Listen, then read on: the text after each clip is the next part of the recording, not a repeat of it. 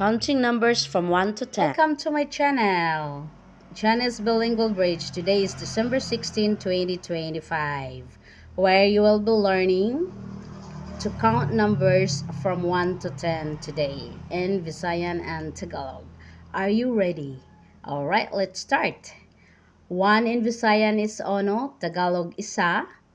2 in Visayan is dos, Tagalog dalawa. 3 in Visayan tres, Tagalog tatlo. 4 in Visayan cuatro, Tagalog apat. 5 in Visayan cinco, Tagalog lima. 6 in Visayan is sais, Tagalog anim. 7 in Visayan is siete, Tagalog pito. 8 in Visayan is otso, in Tagalog walo. 9 in Visayan is nueve, Tagalog siyam. 10 in Visayan is 10, Tagalog 10. Alright, I know you learned a lot by now. See you next time, and don't forget to hit the subscribe button below.